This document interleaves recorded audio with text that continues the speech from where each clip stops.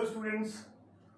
कल के लेक्चर में लास्ट लेक्चर जो अपन ने किया था उसके अंदर हमने लिविंग वर्ल्ड को स्टार्ट किया। लिविंग वर्ल्ड का जो फर्स्ट 1.1 है व्हाट इज लिविंग, हमने उस पर डिस्कस किया और उसमें सबसे पहली कैरेक्टरिस्टिक हमने ग्रोथ उसको डिस्कस किया था डीप के अंदर।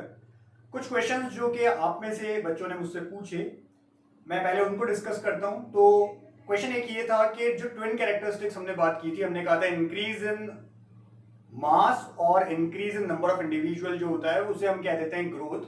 तो क्या किसी के अंदर अगर हमको ग्रोथ पैरामीटर को देखना है कि ग्रोथ हो रही है या नहीं, तो ये दोनों कैरेक्टरिस्टिक साइमल्टेनियसली होनी चाहिए, कोई एक भी चलेगा। तो याद रखिए अपन ने और लिखा था, और का मतलब ही क्या होता है, ये या ये भी चलेगा, जरूरी नहीं है दोनों हो तो भी वहां पे काम हो जाता है। यानी कि ऐसा है किसी में ग्रोथ मास भी इंक्रीज हो रहा होगा और नंबर में भी इंक्रीज हो रहा होगा, जबकि कहीं पर केवल नंबर इंक्रीज हो रहा है, सेल के नंबर्स में हम कह सकते हैं मास इंक्रीज हो रहा है, केवल नंबर इंक्रीज नहीं हो रहा है, तो भी ग्रोथ है। तो दोनों में से कोई एक भी, अगर ट्विन कैरेक्टर में से कोई एक कैरेक्टर भी है तो उसे हम ग्रोथ मानेंगे। तो एक क्वेश्चन मेरे पास ये आया था। इस तरह के कोई भी क्वेश्चंस जो हैं, एक क्वेश्चन और जैसे कि मुझे कमेंट में मिला कि सेंस जो होता है, यानी कि द एबिलिटी टू सेंस, अपनी किसी की भी ऑर्गेनिज्म की ऐसी एबिलिटी की अपन सेंस कर सकते हैं, ये भी एक कैरेक्टर है। तो इसी को कॉन्शियसनेस कहा था हमने। जो हमने कॉन्शियसनेस लिखा है उसकी यही डेफिनेशन होती है। हम इसे डीप में पढ़ेंगे। मैं उम्मीद रखता हूं आप लोग इसी तरह से क्वेश्चंस पूछते रहेंगे, क्योंकि मैंने कल भी आपको समझाया था, क्योंकि क्वेश्चंस अगर आपने क्लियर नहीं किए, डाउट आपके दिमाग में बने रहे, तो आपको आगे जाकर प्रॉब्लम होगी। नीट क्लियर करने में डेफिनेटली प्रॉब्लम आने वाली है। सो अगर आप लोगों को नीट क्लियर करना है, याद रखिए कोई भी डाउट ना रह जाए, वो आपका डाउट खत्म हो जाए, वो आपका सॉल्व हो जाए। आगे बढ़ते हैं अपन। ग्रोथ के बाद सेकंड कैरेक्टर हमने लिया था रिप्रोडक्शन। तो बात करते हैं रिप्रोडक्शन पे। So guys, what is reproduction? आपने 10th क्लास के अंदर रिप्रोडक्शन यूनिट पढ़ी है, रिप्रोडक्शन पढ़ा है, क्या होता है। अगेन डेफिनेशन पे जाते हैं। कल हमने सबसे पहले यही बात की थी कि किसी भी कैरेक्टर को अगर हमको ये देखना है कि वो डिफाइनिंग कैरेक्टर है, डिफाइनिंग फीचर है, तो हम सबसे पहले क्या करेंगे, उसकी डेफिनेशन पता करेंगे। तो what is the definition of reproduction guys? So the definition of reproduction is this is the ability और character of an organism to reproduce, to produce a offspring which is, हम अभी यहां पे एक पॉइंट बोलने वाले हैं, which is more or less similar to the organism. यानी कि जो प्रोजेनी बनेगी, उस प्रोजेनी को बनाने का प्रोसेस तो है रिप्रोडक्शन, लेकिन जो प्रोजेनी बनेगी वो जरूरी नहीं है कि अपने पेरेंट से एग्जैक्ट सेम हो सकता है ज्यादा, हो सकता है कम सिमिलर हो सकता है एग्जैक्टली सेम हो। जब ज्यादा या कम की हम बात कर रहे हैं तो याद रखिए हम सेक्सुअल रिप्रोडक्शन की बात कर रहे हैं। अगेन 10th क्लास थोड़ा सा रिकॉग्नाइज करिए, रिप्रोडक्शन दो तरह के होते हैं, asexual reproduction and sexual reproduction. Asexual reproduction में हम क्या बोलते हैं, जहां पर गैमीट फॉर्मेशन नहीं होता है, या जहां पर हम कहते हैं कि दो पेरेंट का इन्वॉल्वमेंट नहीं है, एक सिंगल पेरेंट ही अपने ऑफस्प्रिंग को प्रोड्यूस कर देता है, उसे हम कहते हैं एसेक्सुअल रिप्रोडक्शन। जबकि सेक्सुअल रिप्रोडक्शन के अंदर क्या होता है, दो पेरेंट मिलकर के रिप्रोड्यूस करते हैं और ऑफस्प्रिंग बनता है। या हमको क्या याद रखना है, हमें याद रखना है कि एसेक्सुअल रिप्रोडक्शन अगर है तो क्योंकि एक ही पेरेंट से बना है इसलिए दूसरे पेरेंट के कैरेक्टर नहीं आएंगे, तो जो ऑफस्प्रिंग होगा वो आइडेंटिकल होगा, जिसे हम क्लोन बोल देते हैं, वो क्लोन होगा, आइडेंटिकल होगा अपने पेरेंट से। जबकि अगर सेक्सुअल रिप्रोडक्शन है तो वो कंप्लीटली क्लोन या एग्जैक्ट कॉपी अपने पेरेंट की नहीं हो सकती है। रीजन यही है कि दो पेरेंट के कैरेक्टर्स मिलकर के उस ऑफस्प्रिंग के अंदर आए, यानी कि वो अपने पेरेंट से ज्यादा या कम सिमिलर हो सकता है। तो हम क्या कह रहे हैं, रिप्रोडक्शन क्या है, इट इज द प्रोसेस, या बायोलॉजिकल प्रोसेस भी बोल देते हैं हम, by which an organism give rise और गिव बर्थ टू, राइज का मतलब यहां पे बर्थ है, टू एन ऑफस्प्रिंग।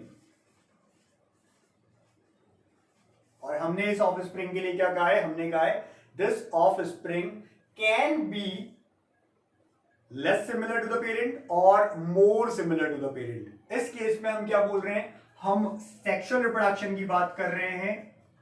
अगर सेक्सुअल रिप्रोडक्शन है तो हम क्या कह रहे हैं, ऑफ स्प्रिंग, जिसको हम प्रोजेनी भी बोल देते हैं। याद रखिए ऑफ स्प्रिंग का मतलब भी क्या होता है, जो डॉटर सेल्स इनको बोलते हैं, हम कहते हैं कि जो भी नेक्स्ट जनरेशन है उसे ऑफ स्प्रिंग बोला जाता है, उन्हीं को कहा जाता है उनकी प्रोजेनी, सेम बात है। तो ऑफ स्प्रिंग या प्रोजेनी हम क्या कह रहे हैं, is less or more similar to the parents.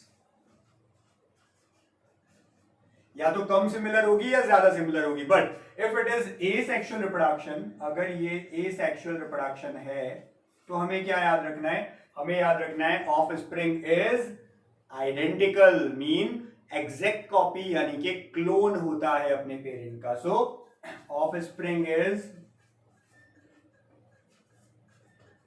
Identical to the parent. यहां आइडेंटिकल का मतलब है exact copy of the parent. तो याद रखने वाली चीज मैंने एक और क्या बोली, मैंने कहा कि ऐसे ऑफ स्प्रिंग्स जो एग्जैक्ट कॉपी होते हैं, यानी एसेक्सुअल रिप्रोडक्शन में जो ऑफ स्प्रिंग्स बनते हैं उनको क्लोन कहा जाता है।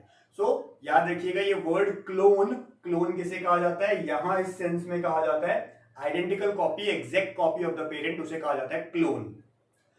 ये रिप्रोडक्शन की एक डेफिनेशन हुई कि डेफिनेशन का मतलब हो गया, हम उसे डिफाइन कर रहे हैं रिप्रोडक्शन क्या होता है। रिप्रोडक्शन एक ऐसा बायोलॉजिकल प्रोसेस है जिससे क्या होता है, कोई ऑफ स्प्रिंग प्रोड्यूस होता है जो कि अपने पेरेंट से लेस और मोर अगर सिमिलर है तो हम उसे बोल रहे हैं सेक्सुअल रिप्रोडक्शन, और अगर बिल्कुल आइडेंटिकल है तो हम उसे बोल रहे हैं एसेक्सुअल रिप्रोडक्शन। अब क्या होता है एसेक्सुअल रिप्रोडक्शन की, आपने पहले भी बात की हुई है। एसेक्सुअल रिप्रोडक्शन में क्या है, कुछ तरह के आपने प्रोसेस समझे, जैसे आपने बडिंग सुना है, आपने फ्रेगमेंटेशन सुना है, ठीक है, ये सब नाम आप पहले से सुनते आए हैं।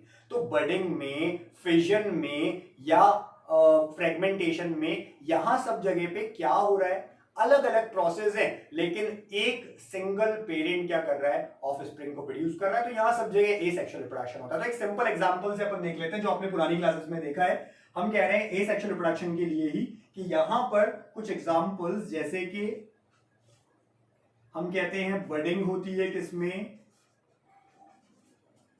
बडिंग होती है हाइड्रा में, अमीबा में। तो याद रखेंगे बडिंग कहां होती है, सॉरी मैंने एक वर्ड गलत बोला है, बडिंग हाइड्रा में, ईस्ट में। ईस्ट क्या है, ईस्ट हम कह सकते हैं कि एक फंगस ही है, लेकिन जो नॉर्मल फंगस की जब हम डेफिनेशन देते हैं तो फंगस क्या होती है, मल्टी सेलुलर होती है, जबकि जो ईस्ट है वो यूनिसेलुलर है। तो हम बोल देते हैं east is a unicellular fungus. तो कभी भी कंफ्यूज मत होइए, ईस्ट क्या है, ईस्ट एक फंगस ही है लेकिन यूनिसेलुलर है, क्योंकि फंजाई अपने आप में एक किंगडम है और उस किंगडम को हम अलग रखते हैं जस्ट बिकॉज कि ये मल्टी सेलुलर भी है, ठीक है। हम बोलते हैं सबसे पहले प्रोकैरियोट्स, प्रोकैरियोट्स में आते हैं मोनेरा। तो मोनेरा जो किंगडम है जिसमें बैक्टीरिया आते हैं वो अलग रखा जाता है, क्योंकि वो सब कैसे हैं, वो यूनिसेलुलर हैं। जबकि ये जो ईस्ट होती है ये मल्टी सेलुलर नहीं होकर के भी यानी कि यूनिसेलुलर है स्टिल, ये प्रोकैरियोट में इसलिए नहीं आती है क्योंकि प्रोकैरियोट में यूनिसेलुलर के साथ जो दूसरा कैरेक्टर होता है वो होता है क्या, यानी कि यूनिसेलुलर तो होना ही चाहिए किसी ऑर्गेनिज्म को अगर उसे मोनेरा के अंदर आना है, बैक्टीरिया के साथ में आना है, साथ ही साथ वो प्रोकैरियोट भी हो। क्या होता है इन सब का मीनिंग आपको आगे जाकर के पता चल जाएगा। फिलहाल हम ये कह रहे हैं कि प्रोकैरियोट और यूनिसेलुलर दोनों होना चाहिए, लेकिन अगर वो क्या है, अगर वो है यूकैरियोट, यानी कि जैसे हम बात कर रहे हैं,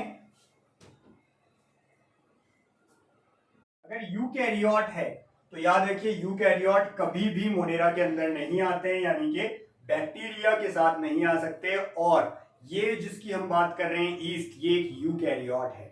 यूकैरियोट होकर के भी ये यूनिसेलुलर है, फंगस के बाकी कैरेक्टर्स इसमें फिर भी मिलते हैं, लेकिन बस ये मल्टी सेलुलर नहीं है। याद रखिए ईस्ट एक यूनिसेलुलर यूकैरियोट होता है या यूनिसेलुलर फंगस होता है। तो हाइड्रा और ईस्ट के अंदर हम क्या लेते हैं, बडिंग होती है। इसी तरह से आपने सुना है रीजनरेशन। रीजनरेशन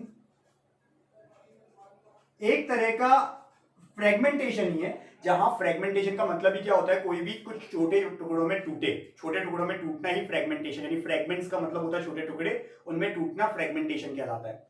तो रीजनरेशन एक तरह का फ्रेगमेंटेशन है जो कि हमें कहां मिलता है, हमें ये एग्जांपल देखने को मिलता है प्लेनेरिया के अंदर। हम कहते हैं प्लेनेरिया में बहुत हाई कैपेसिटी होती है रीजनरेशन की, जहां प्लेनेरिया की जो बॉडी होती है छोटे छोटे टुकड़ों में टूट जाती है और हर टुकड़ा जाकर के एक नया प्लेनेरिया बना देता है। तो ये एक रीजनरेशन है जो कि फ्रेगमेंटेशन का ही टाइप है। साथ ही साथ अगर हम केवल अलग से भी फ्रेगमेंटेशन की बात करते हैं इसी तरह से, तो फ्रेगमेंटेशन हमें और कहां मिलता है, ये हमें देखने को मिलेगा जितने भी हमें इस तरह के एल्गी दिखने को मिलते हैं जो कैसे होते हैं, फिलामेंटस। तो कोई भी ऑर्गेनिज्म आप फिलामेंटस देखते हैं फिलामेंट की तरह से। अब फिलामेंटस जो होगा वो कैसे ग्रो करेगा, देखिए एक सिंपल सी बात मैं आपको बता देता हूं, बहुत इजी सी चीज समझा देता हूं। अगर किसी भी ऑर्गेनिज्म का आपको शेप कैसा दिखे, राउंड, तो जनरली एसेक्सुअल रिप्रोडक्शन की हम बात कर रहे हैं। अगर एसेक्सुअल रिप्रोडक्शन करने वाला ऑर्गेनिज्म है और उसका शेप है ऐसा गोल राउंड है, या कोई भी हम कह सकते हैं एक डेफिनेट शेप नहीं है, इरेगुलर सा शेप है जैसे अमीबा का होता है, तो ये क्या करेंगे, ये स्प्लिट होंगे, ये टूटेंगे दो पार्ट्स में। तो यहां होती है क्या, यहां होती है फिजन, बाइनरी फिजन भी जिसको हम बोल देते हैं। तो याद रखिए बाइनरी फिजन या फिजन कहां होगा, जहां इस तरह का शेप होता है जो कि राउंड हो, यानी स्फेरिकल सर्कुलर टाइप का, या फिर इरेगुलर शेप हो, तो वो दो पार्ट में टूटेगा। जबकि अगर फिलामेंटस है, फिलामेंट यानी कि एक लंबा फिलामेंट जिसको हम जैसे कोई डंडी हो सकती है इस तरह की कोई चीज की जैसा दिखता है, अगर सिलेंड्रिकल है, फिलामेंटस है, वहां पर क्या होता है, मोस्टली वहां होता है फ्रेगमेंटेशन। तो हमेशा इस चीज को याद रखिएगा, फ्रेगमेंटेशन किन में मिलेगा आपको, जो फिलामेंटस होंगे। तो जैसे फिलामेंटस एल्गी की हम बात कर लेते हैं यहां पे,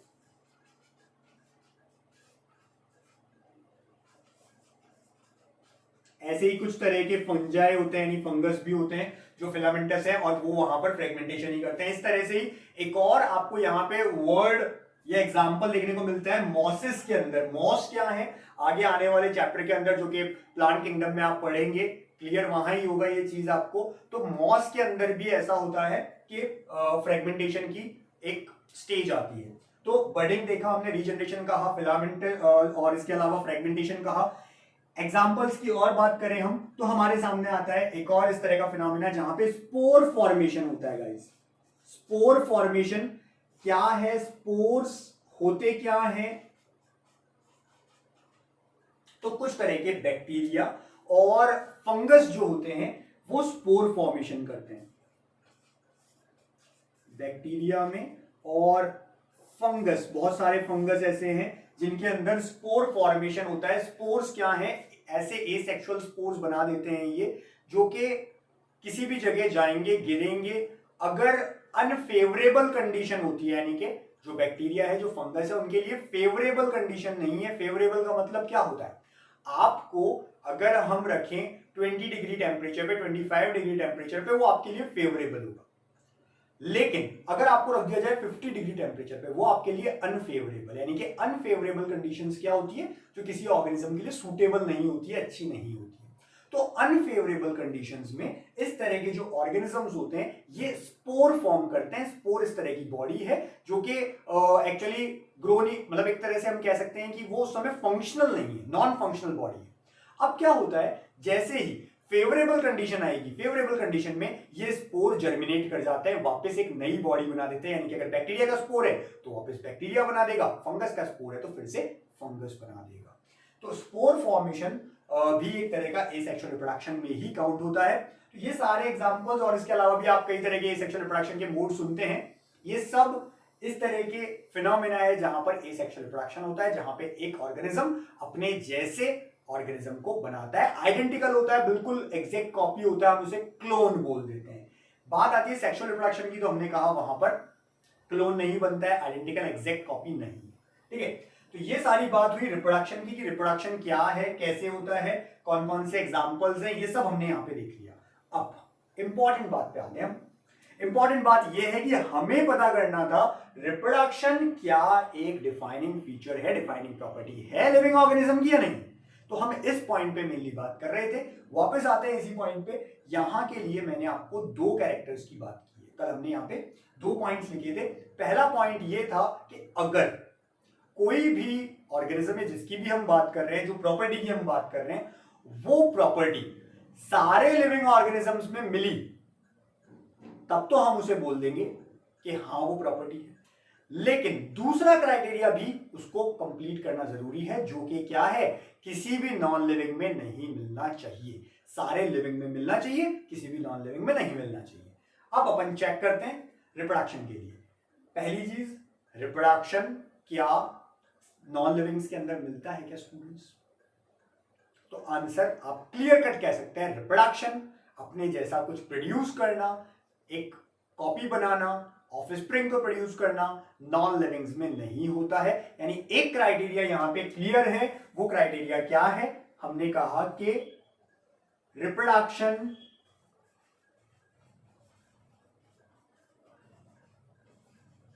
can not found in asexual or asexual नहीं, हम कहेंगे it is not found in any kind of we can say the हम कह रहे हैं reproduction can not be found in non living, हम कह सकते हैं। So can not be found in non living, ये किसी भी नॉन लिविंग में नहीं मिल सकता है रिप्रोडक्शन। हमने एक पॉइंट क्लियर कर लिया, एक क्राइटेरिया क्लियर कर लिया। सेकंड क्राइटेरिया पे आते हैं गाइस। सेकंड क्राइटेरिया ये कहता है कि क्या वो सारे लिविंग ऑर्गेनिजम्स में मिलता है। तो कुछ एग्जांपल्स की बात करता हूं मैं आपके साथ। सबसे पहला एग्जांपल मैं लेता हूं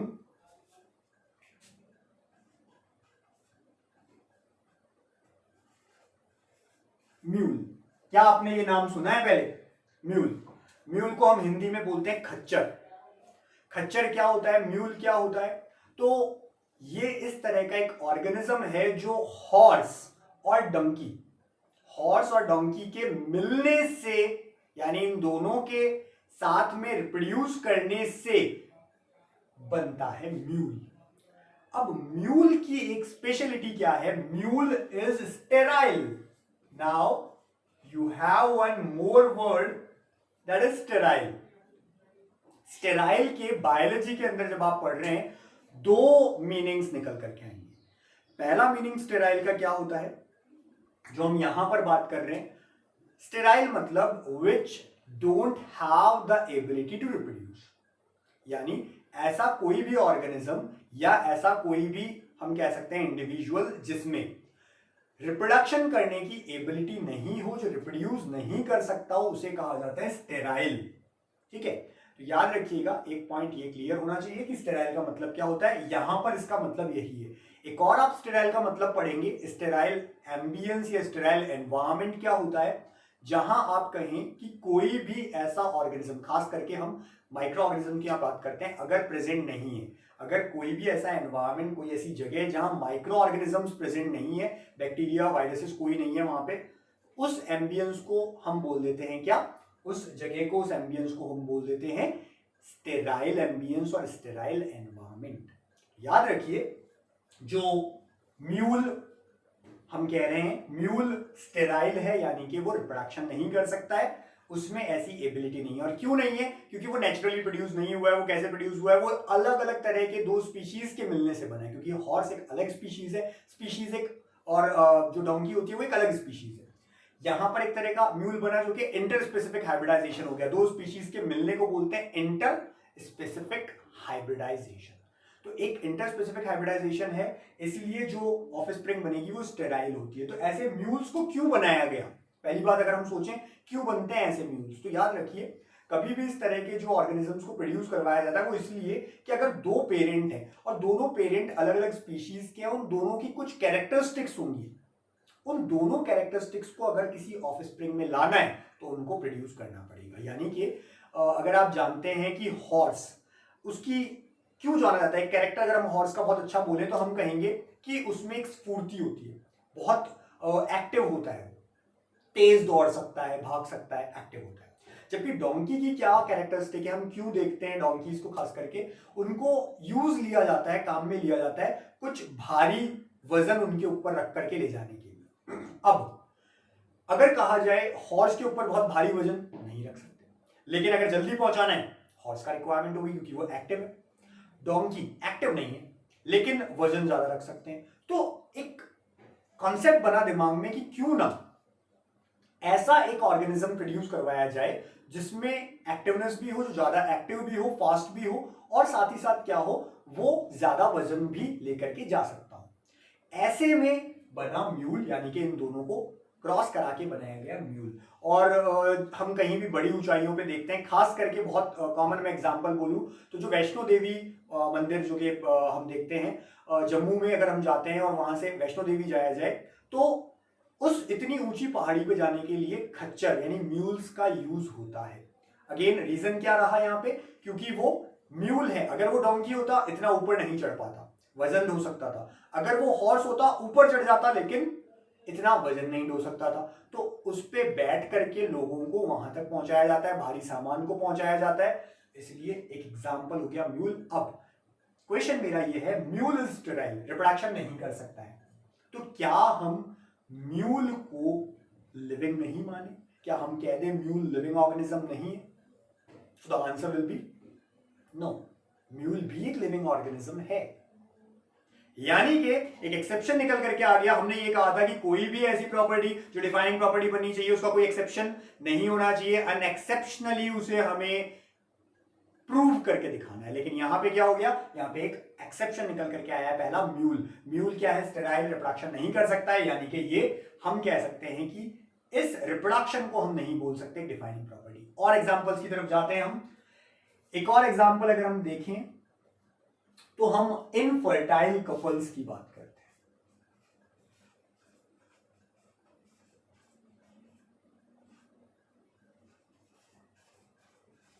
हैं। इनफर्टाइल कपल्स क्या होते हैं गाइस? सो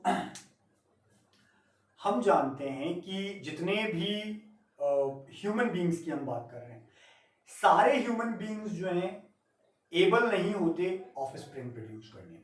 कई सारे उसमें रीजंस रहते हैं, हार्मोनल रीजंस भी रह सकते हैं, एज फैक्टर भी रहता है, स्ट्रेस रहता है, बहुत सारी चीजें। लेकिन किसी भी वजह से अगर किसी कपल के, यानी कि जो मैरिड कपल है, उनके अगर ऑफ स्प्रिंग नहीं होता है, उनके कोई चाइल्ड नहीं है, किड नहीं है, इट मीन्स कि किसी भी वजह से वो इनफर्टाइल रह गए। इनफर्टाइल का मतलब वो रिप्रोड्यूस नहीं कर पाए। क्या हम ऐसे कपल्स को कह देंगे कि वो लिविंग नहीं कह सकते, क्योंकि वो भी लिविंग ही है।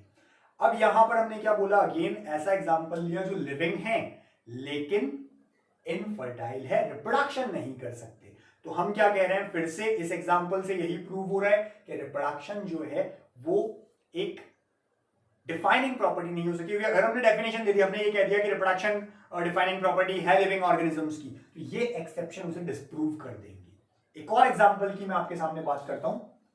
आप सबने हनी बीज का नाम सुना है, सबने आपने हनी बीज का नाम सुना है, मधुमक्खी का नाम आप सबने सुना है पहले भी। तो गाइज हनी बीज जो होती हैं, मधुमक्खियां जो होती हैं, उनके अगर हम बी हाइव्स को देखें, बी हाइव्स मतलब मधुमक्खी के छत्ते, उनको अगर ऑब्जर्व किया जाए, स्टडी की जाए, तो एक चीज निकल करके आती है कि हनी बी के बी हाइव के अंदर 3 तरह की हनी बीज मिलती है। अब वो हनी बीज क्या है, तो हनी बीज के बी हाइव्स में, हर एक बी हाइव में कह रहा हूं मैं, ऐसा नहीं कह रहा हूं आपको हनी बीज की 3 स्पीशीज है, नहीं, हर हनी बी के जितने भी आपको बी हाइव्स नजर आते हैं, मधुमक्खी के छत्ते नजर आते हैं, उन छत्तों के अंदर 3 तरह की आपको मधुमक्खियां मिलेंगी। तो हनी बीज 3 तरह की होती हैं।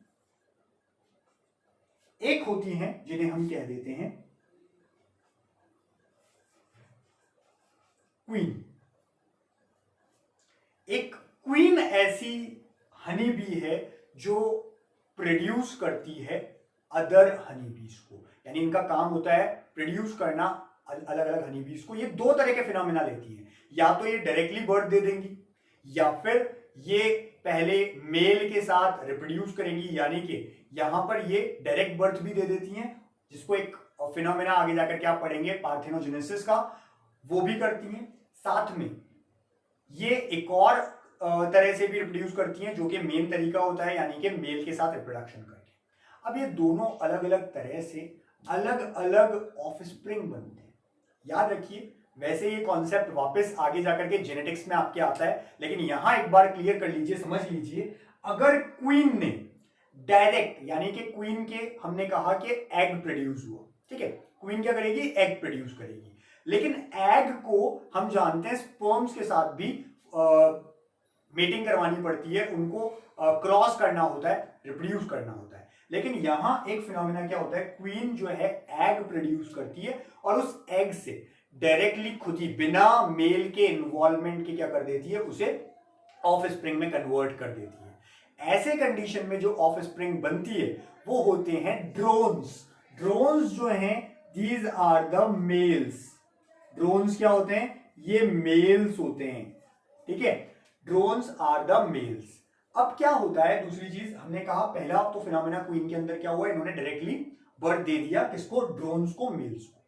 सेकंड, अगर क्वीन रिप्रोड्यूस करे इन ड्रोन्स के साथ, क्योंकि ड्रोन्स क्या है, मेल्स है, तो पहला फिनोमेना क्या था, डायरेक्ट उन्होंने बर्थ दे दिया, वहां पे क्रोमोसोम नंबर हाफ हो जाते हैं। क्वीन जो होती है हनी बीज के अंदर नॉर्मली जो क्रोमोसोम्स हैं वो 32 हमें मिलते हैं। लेकिन अगर क्वीन ने डायरेक्ट ड्रोन को बर्थ दिया है बिना मेल के इन्वॉल्वमेंट के, तो 16 क्रोमोसोम ही रह गए, क्योंकि एग के अंदर क्वीन का जो एग था उसमें 16 क्रोमोसोम ही आए।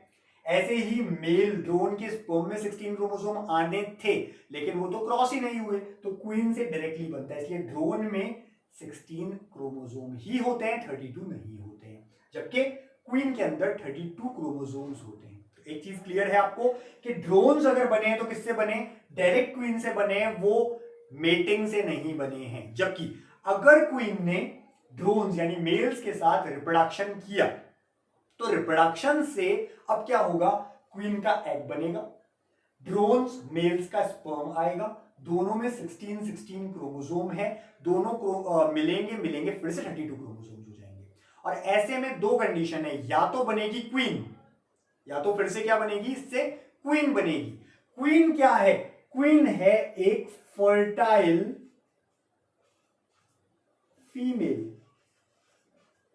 फर्टाइल फीमेल मतलब हमने यहां लिखा था इनफर्टाइल, इनफर्टाइल को हमने कहा था जो रिप्रोड्यूस नहीं कर सकते हैं, तो फर्टाइल का मतलब क्या हो गया, जो रिप्रोड्यूस कर सकते हैं। तो फर्टाइल फीमेल है क्वीन, यानी कि ये रिप्रोडक्शन कर सकती है।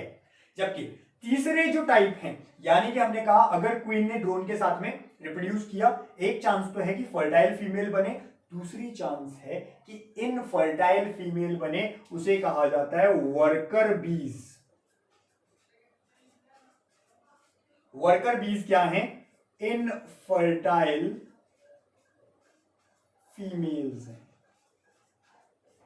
इनफर्टाइल फीमेल का मतलब क्या हो गया, जो रिप्रोड्यूस नहीं कर सकते हैं। तो यहां वापस मैं रिपीट कर रहा हूं, जिन्हें समझ में नहीं आया फिर से समझिए। हमने कहा कि हनी बीज जो होती है, उनके जितने भी बी हाइव्स आपको नजर आते हैं, हर बी हाइव के अंदर 3 तरह की आपको वहां पे हनी बी देखने को मिलेगी। सबसे पहले एक हनी बी को हम कह रहे हैं क्वीन।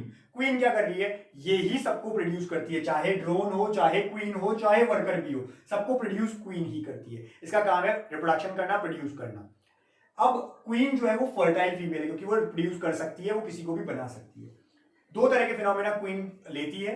क्वीन जो होती है उसमें 32 क्रोमोसोम्स होते हैं। अगर ये डायरेक्टली अपना एग प्रोड्यूस करे, उस एग को मेल के साथ हम कह सकते हैं क्रॉस नहीं करवाए, और उस एग से डायरेक्टली, इस प्रोसेस को बोलते हैं पार्थेनोजेनेसिस। पार्थेनोजेनेसिस से बिना, यानी कि हम कह रहे हैं इन्वॉल्वमेंट के, दूसरे गैमीट के, यानी कि मेल गैमीट के इन्वॉल्वमेंट के बिना female gamete directly offspring produce कर देता है, इसे कहते हैं पार्थेनोजेनेसिस। तो पार्थेनोजेनेसिस से अगर वो प्रोड्यूस करती है तो प्रोड्यूस कौन होंगे, ड्रोन्स होंगे, मेल। लेकिन इनके अंदर क्रोमोसोम कितने रह जाएंगे, 16, क्योंकि जो एग था उसमें 16 ही क्रोमोसोम थे। अब वर्कर बीज, वर्कर बीज कैसे बनी, अगर क्वीन ने मेल ड्रोन के साथ रिप्रोडक्शन किया और इनफर्टाइल, यानी कि ऐसी फीमेल्स बनी जो फर्टाइल नहीं है, तो उन्हें वर्कर बीज बोल देंगे, और अगर फर्टाइल फीमेल ही बनी तो फिर से क्वीन बन जाएगी। तो ये फिनोमेना होता है। याद रखिए, क्वीन और वर्कर बीज इन दोनों में नंबर ऑफ क्रोमोसोम 32 होते हैं, जबकि ड्रोन्स के अंदर 16 ही होते हैं। इसके पीछे का पूरा फिनोमेना मैं आपको समझा चुका हूं।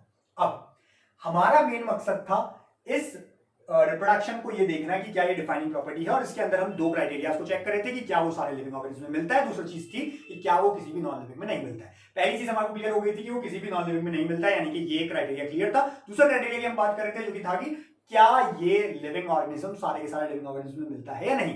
यहां हमने एग्जांपल्स की बात की। पहला एग्जांपल था म्यूल, यानी कि हमने कहा कि हॉर्स और डोंकीज के मिलने से क्या होता है, म्यूल्स बनते हैं। वो म्यूल्स होते हैं इनफर्टाइल, यानी कि वो रिप्रोड्यूस नहीं कर सकते, और अगर वो रिप्रोड्यूस नहीं कर सकते तो म्यूल्स को हम क्या बोल देंगे, म्यूल्स होंगे ऐसे एक्सेप्शन रिप्रोडक्शन के, यानी कि ये डिस्प्रूव करेंगे रिप्रोडक्शन को एक डिफाइनिंग प्रॉपर्टी बनने से। सेकंड एग्जांपल हमारे सामने क्या था, इनफर्टाइल कपल्स। इनफर्टाइल कपल्स के लिए हमने क्या कहा था, ऐसे कपल्स जो ह्यूमन कपल्स की भी हम बात कर सकते हैं, किसी और ऑर्गेनिज्म की भी बात कर सकते हैं, अगर वो रिप्रोडक्शन नहीं कर सकते हैं, अगर वो अपने से ऑफस्प्रिंग प्रोड्यूस नहीं कर सकते, उनमें ऐसी एबिलिटी नहीं है किसी भी रीजन की वजह से, तो वो क्या कहलाएंगे, वो इनफर्टाइल कपल्स कहलाएंगे। इनफर्टाइल कपल्स अगेन क्या होगा, ये एक एक्सेप्शन होगा रिप्रोडक्शन का, वो रिप्रोडक्शन को क्या नहीं बनने देंगे, वो डिफाइनिंग प्रॉपर्टी नहीं बनने देंगे। तीसरा एग्जांपल हमने क्या बात की, हमने कहा हनी बीज। हनी बीज क्या है, हमने कहा ये एक जिसको मधुमक्खी भी हम बोल देते हैं, इनके अंदर बी हाइव्स होती है, बी हाइव्स के अंदर ही रहती है, और बी हाइव्स में 3 तरह के हनी बीज मिलती है, तीनों का एक्सेप्शन हमने नाम दिया। अब इनमें ये दो एक्सेप्शन नहीं है, क्योंकि ये दोनों किससे बन रहे हैं, रिप्रोडक्शन से ही बन रहे हैं। लेकिन वर्कर बीज क्या है, दीज आर इनफर्टाइल फीमेल, यानी worker bees are the example of this kind of exception. अब आपको क्लियर हो जाना चाहिए, अगर आपसे कोई भी पूछे कि रिप्रोडक्शन के एक्सेप्शन क्या होते हैं, जहां पे हम कह सकते हैं कि कौन ऐसे ऑर्गेनिज्म है जो रिप्रोडक्शन नहीं कर सकते, mule, infertile couples and worker बीज बोलना, हनी बी मत बोल देना यहां पे आप। हनी बी में मैंने आपको पूरा कॉन्सेप्ट समझाया है, लेकिन इनफर्टाइल इनमें से कौन है, केवल वर्कर बीज है, यानी कि ये हैं वो एक्सेप्शन जो रिप्रोडक्शन नहीं कर सकते हैं। आई थिंक ये अब आपको क्लियर हो चुका है कि कैसे क्या है। यानी कि इस पूरे कॉन्सेप्ट को समझने से हमारे दिमाग में क्या चीज आई, हमारे दिमाग में एक चीज आई, हम ये कह सकते हैं कि जितने भी ऑर्गेनिजम्स हैं नॉन लिविंग, पहली चीज हमने कह दी कि रिप्रोडक्शन नहीं कर सकते, लेकिन हमें यह भी समझ में आ गया कि सारे लिविंग्स भी रिप्रोडक्शन नहीं कर सकते। सो हम क्या कह रहे हैं यहां पे, ऑल लिविंग्स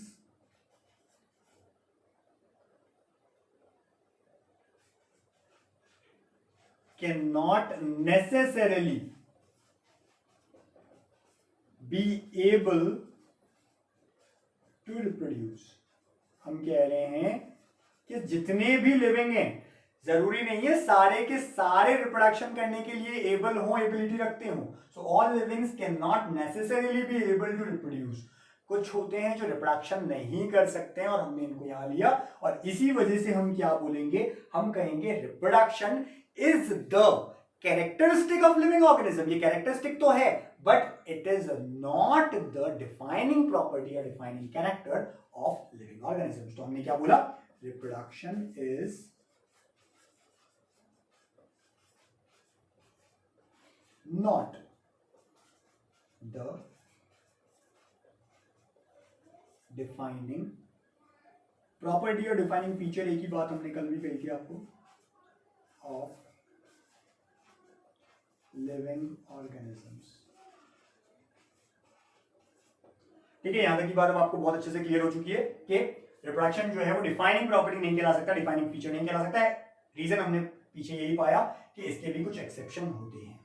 अब एक और इंपॉर्टेंट चीज पे मैं आपको लेकर के जा रहा हूं, जब हम यूनिसेल्युलर ऑर्गेनिजम्स की बात करते हैं, यूनिसेल्युलर का मतलब आपको अच्छे से क्लियर है, जो सिंगल सेल्ड होते हैं, जो मल्टीपल सेल्स के नहीं बने हुए, जिनके अंदर हम बैक्टीरिया को भी लेते हैं, जिनके अंदर हम क्या लेते हैं कि कई सारे ऐसे और ऑर्गेनिजम्स भी हैं जो यूनिसेल्युलर, जैसे एल्गी भी होती है कुछ तरह की यूनिसेल्युलर एल्गी। अब जितने भी ऐसे यूनिसेल्युलर ऑर्गेनिजम्स, हमने ईस्ट को भी एक यूनिसेल्युलर ही कहा था, ये यूनिसेल्युलर ऑर्गेनिजम्स कैसे रिप्रोडक्शन करते हैं। क्वेश्चन आपको समझ में आ गया है। क्वेश्चन मेरा ये है कि यूनिसेल्युलर ऑर्गेनिजम्स रिप्रोडक्शन कैसे करेंगे। तो इसके लिए मैंने अभी आपको बताया, यूनिसेल्युलर है एक, वो क्या करेगा, अपने जैसा एक और बना देगा, यानी कि वहां पे एक सिंगल सेल है, वो सेल क्या करेगी, स्प्लिट हो जाएगी। तो दो पार्ट्स में, हमने उसको बाइनरी फिजन कहा था, दो पार्ट्स में टूटते ही क्या बन जाएगी, दो सेल्स। या फिर हमने क्या कहा, अगर वो एक फिलामेंटस है तो वो क्या करेगा, वो दो पार्ट में टूटेगा फ्रेगमेंटेशन से, यानी कि जैसे ही वो टूटा वो एक और ऑर्गेनिज्म बना देगा। यहां पे जो दूसरी सेल बनी वो सेल एक ऑर्गेनिज्म है, क्योंकि हम क्या कह रहे हैं, एक यूनिसेल्युलर है, एक सिंगल सेल्ड ऑर्गेनिज्म है। वो सिंगल सेल टूटा किसी भी तरह से, दूसरे पार्ट में उसने एक नया ऑर्गेनिज्म बनाया, एक नई सेल बनाई, उस नई सेल को आप उसकी सेल थोड़ी कह देंगे। अगर वो उसी की सेल हुई तो उसके अंदर दो सेल हो गई, दो सेल होते ही वो यूनिसेल्युलर कहलाएगा ही नहीं। यानी कोई भी यूनिसेलुलर ऑर्गेनिज्म क्या करता है, रिप्रोडक्शन इसी तरह से करता है कि वो 2 सेल्स में डिवाइड हो जाता है। और ग्रोथ में भी हमने यही कहा था। ग्रोथ का मतलब क्या था, increase in number of individual, यानी कि यहां पर जैसे ही दूसरा ऑर्गेनिज्म बना या एक और सेल भी बन गई, नंबर ऑफ सेल इंक्रीज हो गई, ये भी ग्रोथ भी है, रिप्रोडक्शन भी है। तो याद रखिए, बहुत इंपॉर्टेंट पॉइंट है, एनसीईआरटी में मेंशन भी आपको मिलेगा जब आप एनसीईआरटी पढ़ेंगे, कि यूनिसेल्युलर ऑर्गेनिजम्स के अंदर ग्रोथ एंड रिप्रोडक्शन, जो 2 अभी तक हम पढ़ चुके हैं, ग्रोथ एंड रिप्रोडक्शन, इनको हम क्लियरली डिफाइन नहीं कर सकते, यानी कि ये दोनों वर्ड्स उनके लिए सेम है, ग्रोथ भी हो रही है उनमें, रिप्रोडक्शन भी हो रहा है। तो ये पॉइंट आप याद रखिएगा कि यूनिसेल्युलर्स में क्या होता है, इन यूनिसेल्युलर्स यानी unicellular organisms, growth and reproduction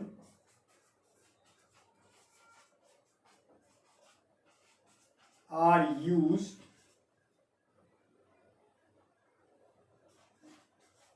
as same। ठीक है, दोनों एक तरह से यूज कर लेते हैं। हम कंफ्यूज ही रहेंगे हमेशा, हमें कहां क्या यूज करना चाहिए, तो हम किसी जगह पे भी यूज कर सकते हैं। ग्रोथ भी बोल सकते हैं यूनिसेलुलर में इसको, और रिप्रोडक्शन भी बोल सकते हैं। तो बी क्लियर कि क्या होता है क्या नहीं होता है। तो रिप्रोडक्शन अब आपको बहुत अच्छे से क्लियर है, ग्रोथ हमने पहले ही क्लियर कर लिया था, रिप्रोडक्शन आपको समझ में आ गया है। नेक्स्ट फीचर यानी कि नेक्स्ट कैरेक्टरिस्टिक पे हम चलते हैं, देखते हैं कि नेक्स्ट कैरेक्टरिस्टिक हमने क्या कहा था। हमने कहा था कि कुछ एक और एबिलिटी को जिसको हम मेटाबॉलिज्म बोलते हैं, यानी कि थर्ड हमने जो नाम लिया था वो था मेटाबॉलिज्म। गाइस,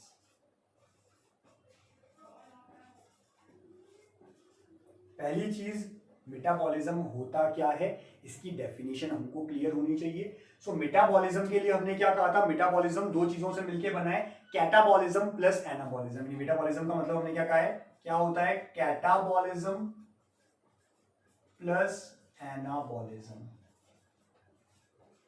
ठीक है, कैटाबॉलिज्म हमने क्या कहा था, हमने कहा था कि अगर कोई कॉम्प्लेक्स सब्सटेंस सिंपल वंस में टूटता है उसे बोलते हैं कैटाबॉलिज्म। यानी कैटाबॉलिज्म में क्या होता है, कॉम्प्लेक्स स्प्लिट्स इनटू और ब्रेक इनटू सिंपल वंस। ठीक है, एनाबॉलिज्म में क्या होता है, एनाबॉलिज्म में होता है simple substances or simple ones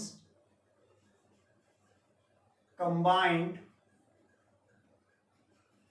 to form complex।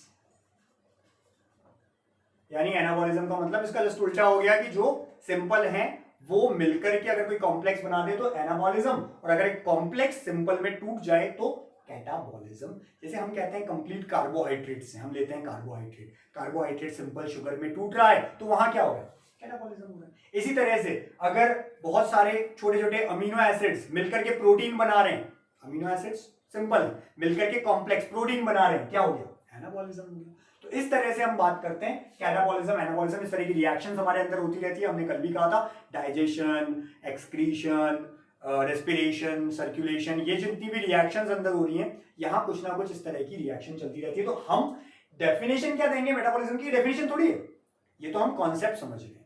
Definition क्या है मेटाबॉलिज्म की, तो याद रखिए मेटाबॉलिज्म की डेफिनेशन होती है all the reactions occurs in our body or in the body of organisms, उसको कहा जाता है मेटाबॉलिज्म। ठीक है ना, सो ऑल द रिएक्शंस या एंजाइमेटिक रिएक्शंस भी बोल देते हैं हम,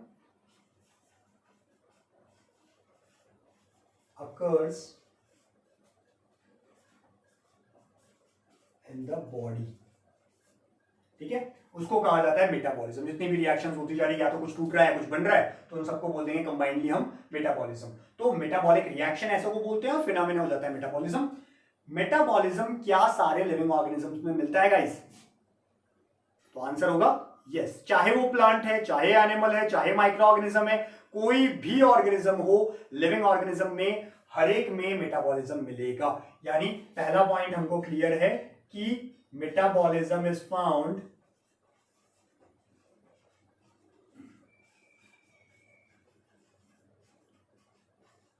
in all लिविंग ऑर्गेनिजम्स। तो पहली चीज आप सब लोगों को बहुत अच्छे से क्लियर है कि मेटाबॉलिज्म सबके अंदर होता रहता है, चाहे वो प्लांट्स है तो आप देख रहे हैं फोटोसिंथेसिस हो ही रहा है, रेस्पिरेशन हो ही रहा है, तो वहां पर भी इस तरह की रिएक्शंस होती रहती है। माइक्रो ऑर्गेनिजम्स में भी ऐसा होता रहता है, सबके अंदर होता है, यानी कि मेटाबॉलिज्म जो है वो ऐसी एक फीचर है, एक डिफाइनिंग प्रॉपर्टी है जो सबके अंदर मिलेगी। बात आती है कि क्या ये नॉन लिविंग्स में मिलता है? क्या कभी आपने किसी टेबल, फैन, चेयर, पैन, किसी को भी देखा है मेटाबॉलिक रिएक्शंस करते हुए? क्या अपने आप बिना हमारे इन्वॉल्वमेंट के, भाई हम इन्वॉल्व करते हैं तब तो हो सकती है रिएक्शंस। जैसे हम किसी नॉन लिविंग थिंग को किसी केमिकल के अंदर अगर डाल दें तो वहां कुछ जरूर रिएक्शन बनेगी, कुछ ना कुछ होगा। लेकिन अपने आप नेचुरली क्या किसी भी जगह पे अपने आप इस तरह की रिएक्शंस होती हैं कि कुछ बन रहा है उसके अंदर ही कॉम्प्लेक्स, या फिर सिंपल वन में टूट रहा है? इस तरह की मेटाबॉलिक रिएक्शंस हमें अपने आप नेचुरली नॉन लिविंग में नहीं देखने को मिलती है। यानी कि हम क्या कह रहे हैं कि metabolism is not found or cannot found in non-livings। ठीक है, यानी कि यहां ये क्लियर हो गया कि मेटाबॉलिज्म क्या है, ये एक डिफाइनिंग प्रॉपर्टी है। सो हम क्या बोल रहे हैं, सो मेटाबॉलिज्म इज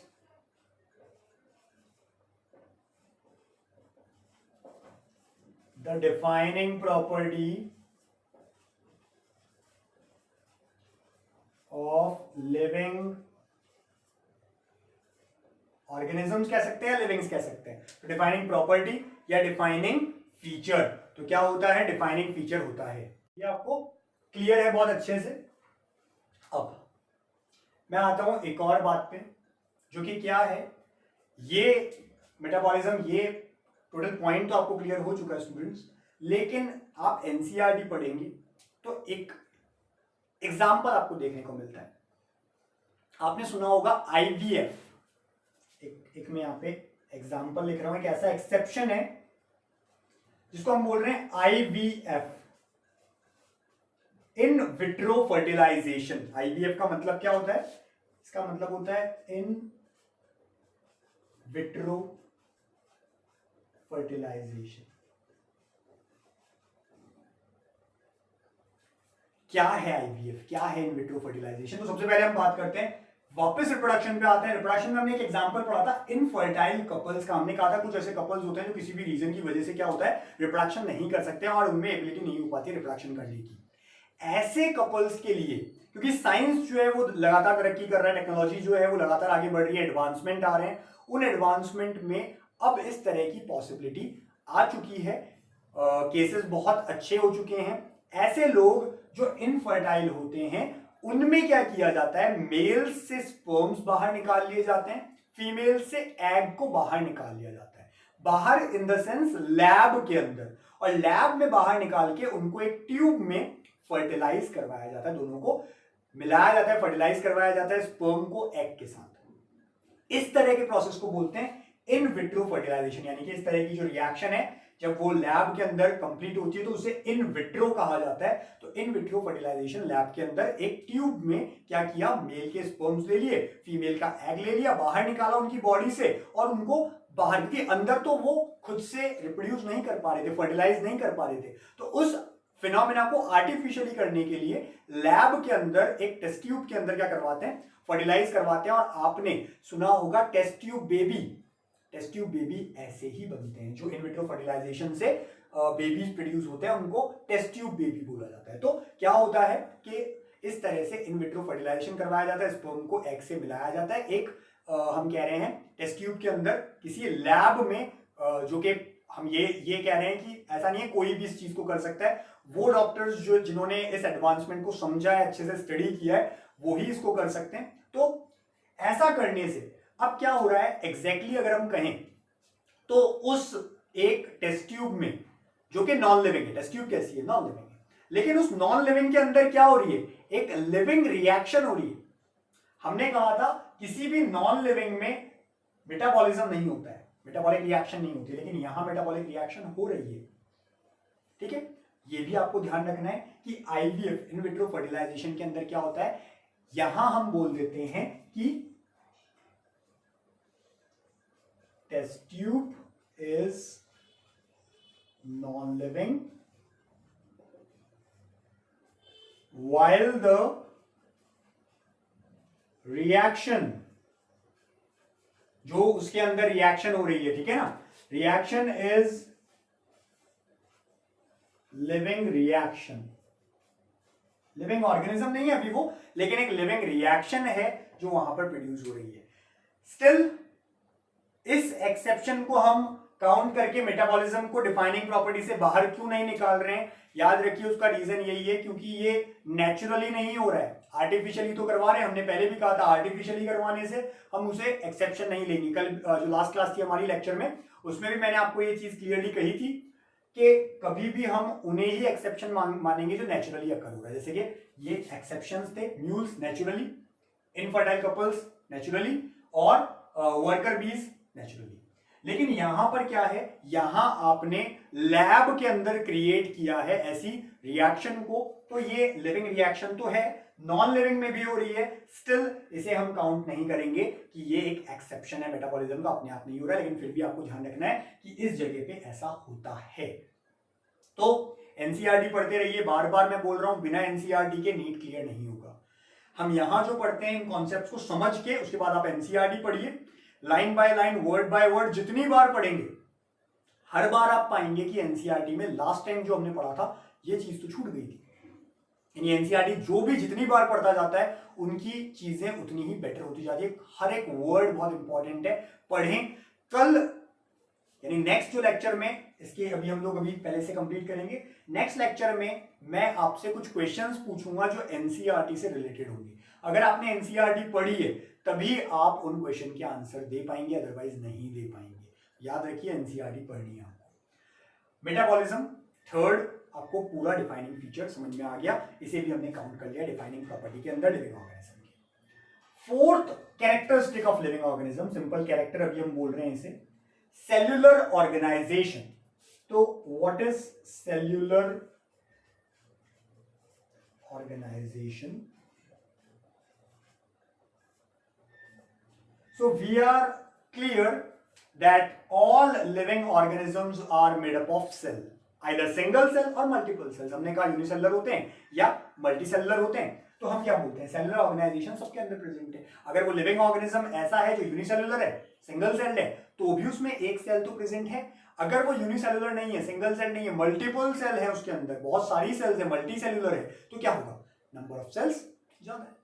यानी कि कुल मिलाकर चाहे यूनिसेलुलर हो चाहे मल्टी सेलुलर हो, सेलुलर ऑर्गेनाइजेशन प्रेजेंट होता ही है। यानी सेलुलर ऑर्गेनाइजेशन के लिए हमको किसी भी तरह की डिबेट करने की जरूरत नहीं है। हमें पता है कि किसी भी टेबल, फैन, चेयर, किसी भी नॉन लिविंग के अंदर सेल्स नहीं मिलती हैं। सेल्स किसमें मिलेंगी, केवल और केवल लिविंग ऑर्गेनिज्म में। यानी कि हम क्लियर हैं कि सेलुलर ऑर्गेनाइजेशन क्या है। हम कह रहे हैं जितने भी लिविंग ऑर्गेनिजम्स हैं सेल्स के बने हुए हैं, आइदर यूनिसेलुलर और मल्टीसेलुलर, यानी कि ऑल लिविंग्स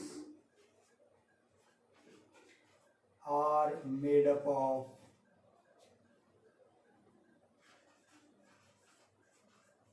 सेल। ठीक है, आइदर सिंगल और मल्टीपल। दूसरी चीज हमने क्या क्लियर करी, non livings do not have sales.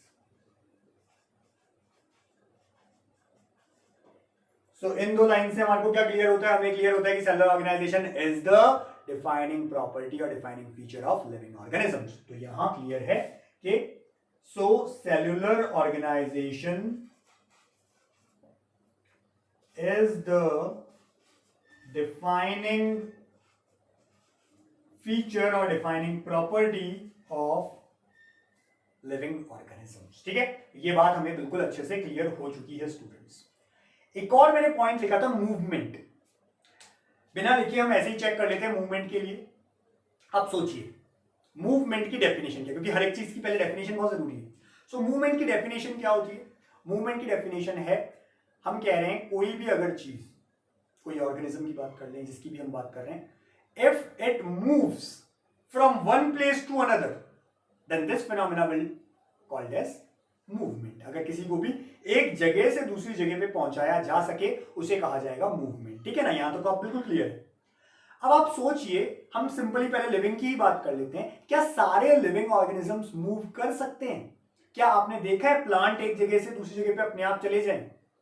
No. यानी कि हम यही क्लियर हैं कि मूवमेंट भी एक ऐसी चीज है जो सारे लिविंग्स में नहीं है। दूसरी चीज, अगर मैं आपको कहूं कोई नदी जा रही है, कोई रिवर फ्लो कर रही है और उसमें हम एक दिया छोड़ दें, तो वो दिया क्या करेगा? वो भी पहुंच जाएगा किसी और जगह पे। दिया क्या है? नॉन लिविंग है। अगेन, नॉन लिविंग भी कुछ चीजें मूव कर रही है, अगर उन्हें एक्सटर्नल इस तरह की चीज मिल जाए, कोई एक्सटर्नल हम कह रहे हैं सपोर्ट मिल जाए, वो मूव कर सकते हैं। वहीं कुछ लिविंग्स भी मूव नहीं कर सकते, यानी मूवमेंट को भी हम क्या बोलेंगे? वो एक डिफाइनिंग प्रॉपर्टी नहीं है। इवन कैरेक्टरिस्टिक्स में भी जरूरी नहीं है कि सारे लिविंग्स में वो प्रेजेंट हो। याद रखिएगा एक और पॉइंट। इसी तरह से एक पॉइंट हमने और लिखा था, एंड दैट वाज कॉन्शियसनेस। याद रखिएगा, हमने लिखा था कॉन्शियसनेस।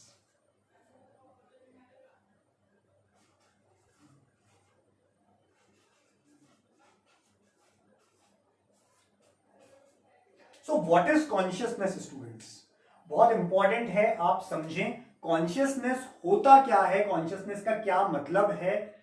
एक इंपॉर्टेंट टॉपिक की तरफ हम बात कर रहे हैं। तो कॉन्शियसनेस की अगर हम बात करें, सिंपली बात करें, तो ये एक ऐसा फिनोमेना है गाइस जहां पे हमें बहुत सारी चीजें देखने को मिलती है। पहले हम एक बार आपने अगर नहीं लिखा है गाइस तो एक बार आप पॉज करके वीडियो को नोट भी कर सकते हैं। मैं रिफ्लेक्शन को रब करके कॉन्शियसनेस की प्रॉपर्टीज यहां लिखने जा रहा हूं।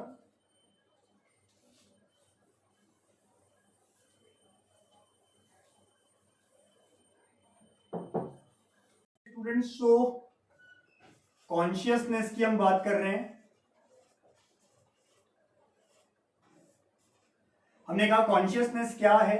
कॉन्शियसनेस सबसे पहले हमको समझ में आना चाहिए। कॉन्शियसनेस की डेफिनेशन ये होती है कि हमने सबसे पहले आज इसी वीडियो को स्टार्ट जब हम कर रहे थे कल के क्वेश्चंस से रिलेटेड, तब भी मैंने आपको बताया कि एबिलिटी टू सेंस, ठीक है। कॉन्शियसनेस क्या है? इसका मतलब होता है इट इज द एबिलिटी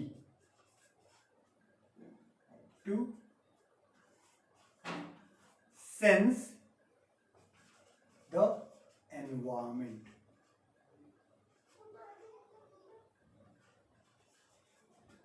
ठीक है, ability to sense the environment, यानी कि अपने एनवायरमेंट में, अपने आसपास, एनवायरमेंट का मतलब यहाँ पे आसपास से, तो आसपास एनवायरमेंट में क्या हो रहा है उसे सेंस करना, उसे समझ पाना, ये एबिलिटी अगर किसी के अंदर है तो हम कह देते हैं वो कॉन्शियस है। तो consciousness is the ability to sense the environment. अब एक और चीज हम यहाँ पे कह देते हैं, हम कह देते हैं कि सेंस करना, उसके साथ साथ क्या होता है? रिस्पॉन्ड करना। ठीक है, सेंस करना भी अपनी जगह जरूरी है, और दूसरा क्या है? Respond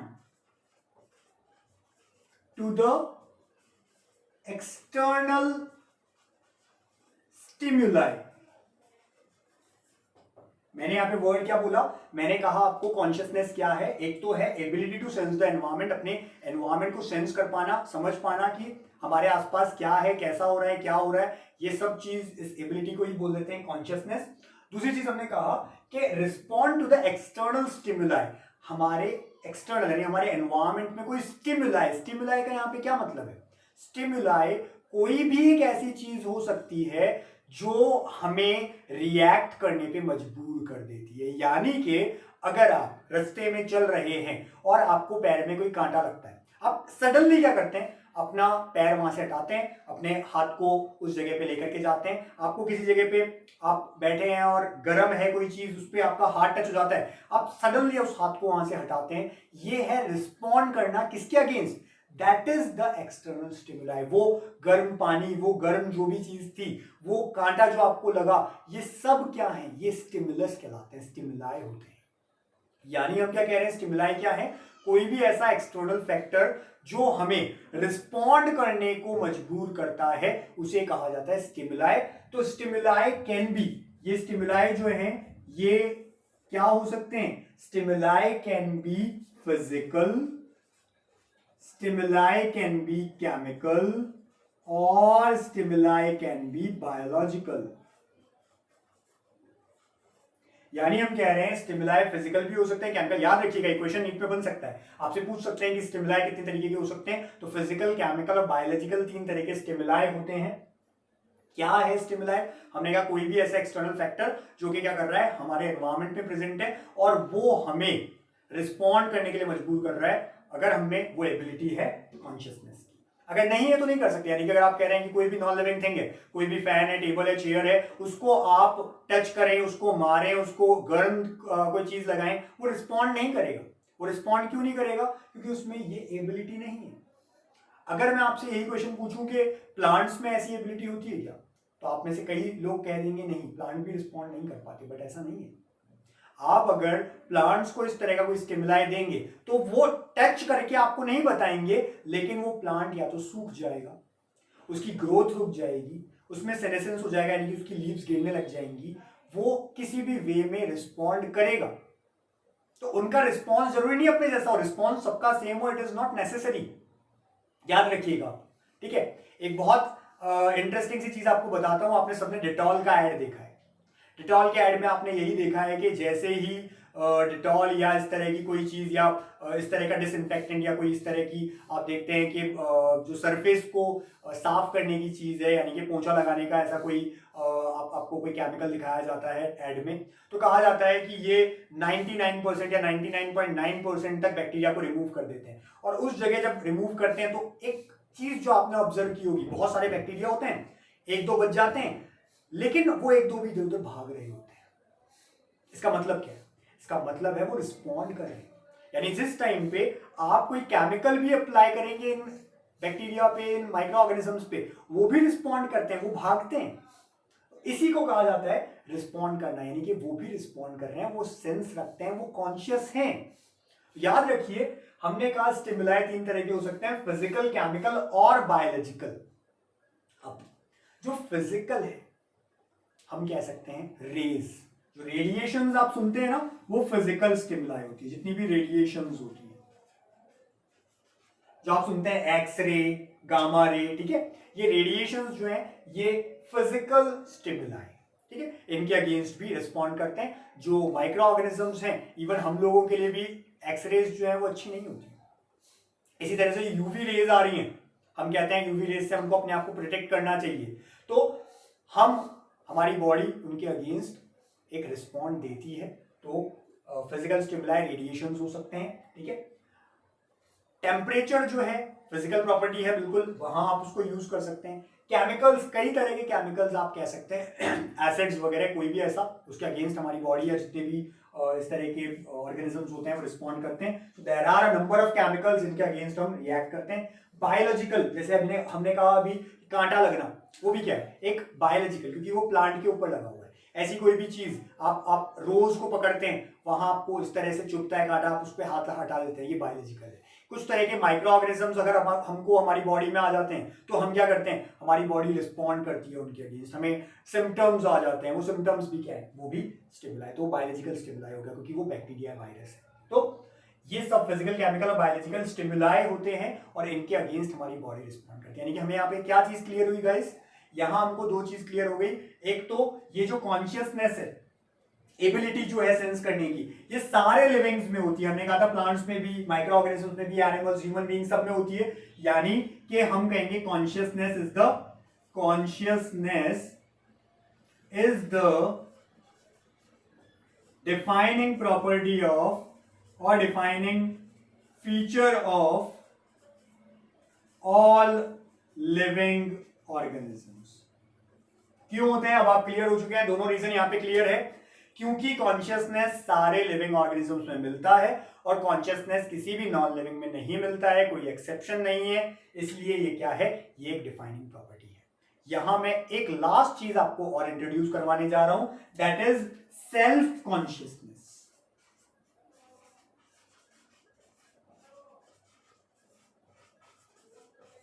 so guys, what is self consciousness?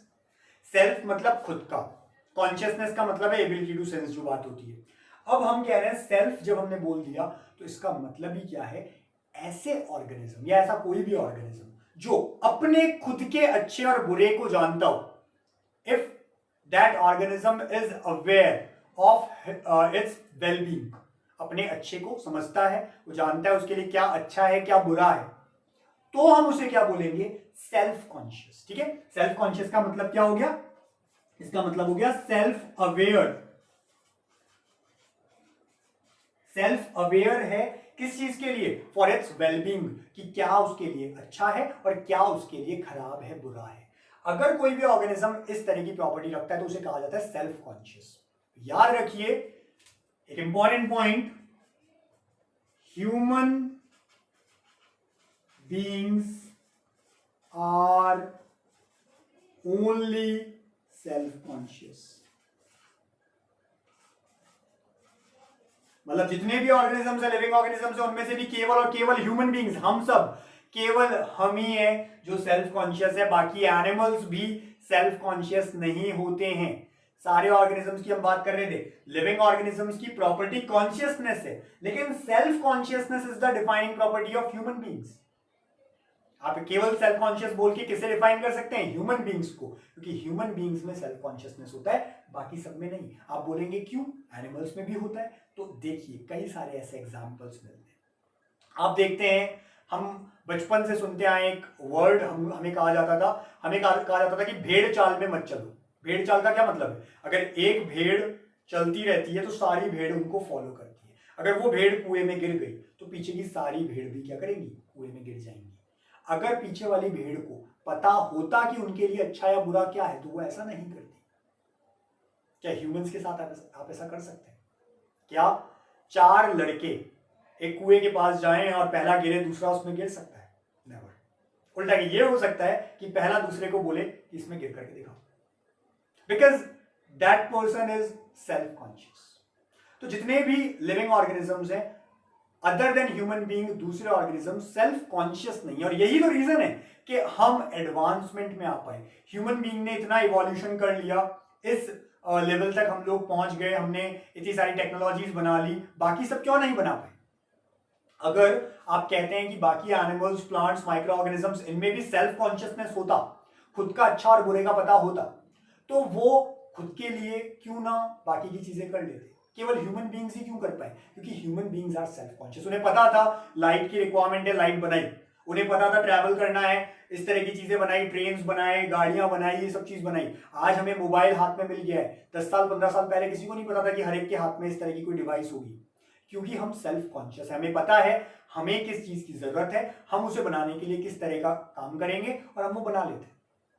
तो याद रखिए, human beings are the only organism who are self-conscious. So self-conscious can be, we can say that it is the defining feature of human beings, but consciousness is the defining property of all living organisms. यहां मैं आपको आज छोड़ करके जा रहा हूं एक क्वेश्चन के साथ जो कि एनसीईआरटी ने ही पूछा है, डिस्कस करूंगा कल आपके साथ में। क्वेश्चन ये है, आप खुद भी सोचिएगा आज आराम से इसके बारे में। कॉमा पेशेंट, कॉमा पेशेंट का मतलब क्या होता है? पहली बात तो कॉमा में वो पेशेंट चला जाता है जिसे हम ब्रेन डेड बोलते हैं, यानी मेडिकली डॉक्टर्स की नजर में ऐसा पेशेंट ब्रेन डेड कहलाता है। कॉमा का कोई भी पेशेंट है जो कॉमा की स्थिति में पहुंच गया है उसे कहेंगे ब्रेन डेड, यानी कि उसका दिमाग काम करना बंद कर देता है। बाकी के ऑर्गन्स भी डायरेक्टली काम नहीं कर रहे हैं, मशीन्स पे रखा जाता है, मशीन्स के साथ उनको जोड़ा जाता है, आर्टिफिशियली उन्हें जिंदा रखा जाता है, लेकिन मेनली जैसे ब्रेन है, कंप्यूटर में जैसे सीपीयू होता है वैसे ही हमारा ब्रेन है। अगर सीपीयू ने काम करना बंद कर दिया, मॉनिटर काम कर रहा है, आपका यूपीएस काम कर रहा है, आपका जो माउस है, कीबोर्ड है, काम कर रहे हैं, स्टिल कंप्यूटर नहीं चलेगा। सिमिलरली हमारा ब्रेन अगर काम करना बंद कर देता है तो हमारी बॉडी भी बाकी की काम नहीं कर पाती है। क्वेश्चन ये है कि जो कॉमा पेशेंट है जिसको हम ब्रेन डेड बोल रहे हैं, क्या वो एक लिविंग है या नॉन लिविंग? एनसीईआरटी के अकॉर्डिंग आप ढंग से सुनेंगे तो क्वेश्चन ये नहीं है कि क्या वो लिविंग या नॉन लिविंग है। एनसीईआरटी ने क्लियरली ये पूछा है कि कॉमा पेशेंट, अगर कोई भी कॉमा पेशेंट वापस अपनी नॉर्मल लाइफ में नहीं आ पाता है, अगर कोई कॉमा पेशेंट अपनी नॉर्मल लाइफ में नहीं आ पाए तो क्या आप उसे लिविंग कहेंगे या नॉन लिविंग?